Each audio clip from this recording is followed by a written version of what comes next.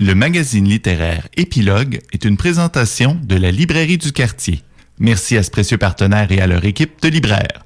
Vos prochaines lectures vous attendent au 1120 Avenue Cartier. Pourquoi je vous ai fait jouer Amanda Lear? C'est un peu pour faire un lien avec le livre dont je vais vous parler. La fille de la foudre, Gabrielle Bouliane-Tremblay, deuxième roman après La fille d'elle-même, qui était paru il y a quelques années déjà.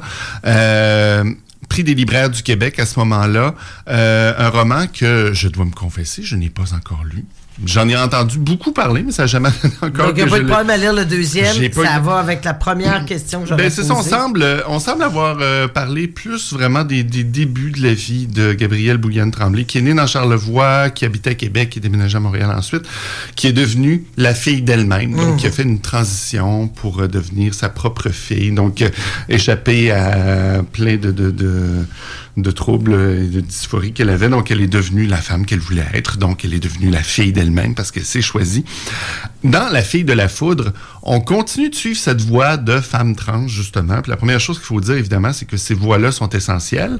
La littérature, c'est intéressant parce que ça nous permet de rentrer dans la tête de quelqu'un, de comprendre des choses. On est dans un contexte d'histoire.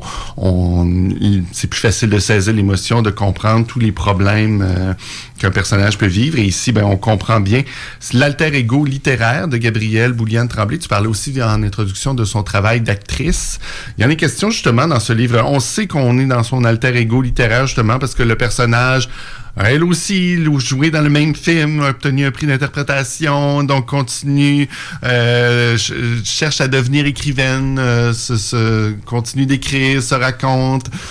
Donc, on est vraiment dans sa tête et ça fait du bien parce que justement, ce genre de personnage trans-là, tout le monde en parle, mais personne ne les comprend vraiment. On en connaît peu, je veux dire, dans la vie. Donc, c'est bien de pouvoir avoir accès à un peu personne qui a... C'est une voie essentielle dans notre littérature. Qu'elle ait du succès, c'est très bien. Elle écrit très bien aussi. Parfois, c'est le propos qui sous-tend toute l'existence d'un livre. On dit, parce que c'est une voix différente, c'est bien qu'elle écrive. Mais elle écrit vraiment bien, Gabrielle Bouliane-Tremblay. Donc, c'est une œuvre littéraire intéressante aussi. Par contre, c'est un roman qui est très lourd, faut que je vous le mentionne. Ça va, on sait qu'une personne trans ne doit pas nécessairement toujours avoir une vie facile, et ça transparaît beaucoup dans ce livre-là.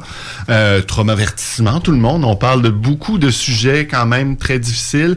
Ça ouvre sur le premier chapitre s'appelle Psychose, et on est vraiment dans une psychose. Et elle parle ouvertement, Gabrielle Bouliane-Tremblay, notamment d'une personnalité limite. Oui, on voit ses problèmes psychiatrique. Au début, elle fait une psychose. Elle va va aller à l'hôpital. Elle va être en suivi. Va rencontrer un psychologue tout le long du roman pour aider à passer au travers de plusieurs épreuves. La psychose, elle arrive parce qu'elle subit une agression. Elle est en date avec un gars qu'elle soupçonne d'avoir mis quelque chose dans son verre.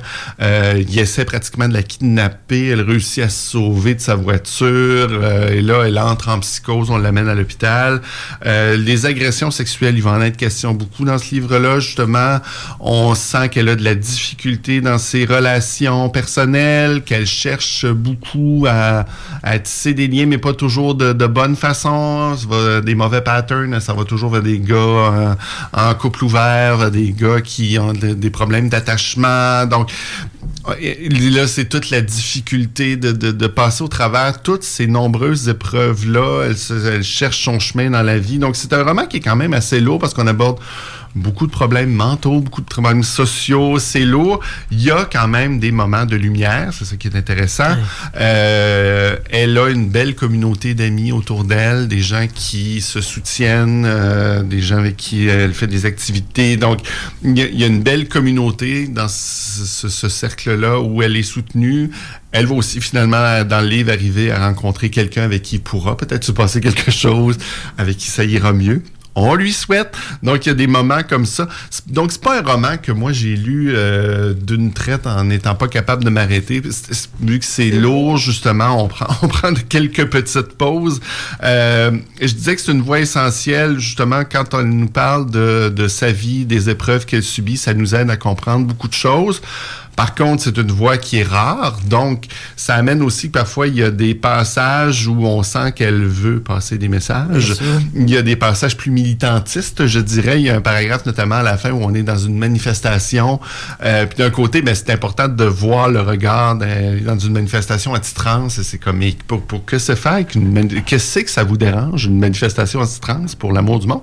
Mais dans ces chapitres-là, ces moments-là, ils nous passent quand même plus des messages justement là, sur l'importance d'être ouvert et ainsi de suite. Ça prend peu de place, mais c'est quand même présent. Mais c'est essentiel, on le comprend pourquoi c'est là, mais ça brise un peu le rythme parfois là, d'avoir romanesque, là, d'aller plus dans des passages comme ça, militantistes. Annie, tu lèves la main? Oui, je lève la main comme une bonne étudiante. Ce qui m'amène à la question suivante. Est-ce qu'elle serait pas mieux ou devrait-elle, en parallèle, écrire des essais? Comme tu le dis, c'est le fait d'avoir du militantisme, de passer des messages sociaux, de politiques. mettre tout le message d'un côté. Oui, je sais pas, parce que le d'écrire côté quelque essai chose est de intéressant, fort. mais le roman a une portée plus... Thérapeutique et personnelle. Ouais, mais non, mais je veux dire, dans la société aussi, un roman est plus lu comme un... Ça va être plus facile à aborder qu'un essai, par exemple. Donc, peut-être que ça rejoint un public plus large. Aussi le côté Exact. de Oui, l'identification.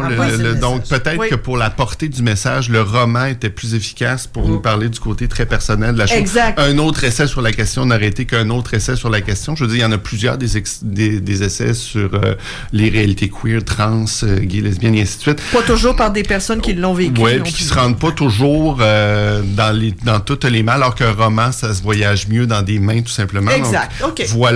Donc, comme je le dis, un roman lourd, mais qui nous sensibilise quand même à toutes les difficultés auxquelles on n'a pas toujours pensé.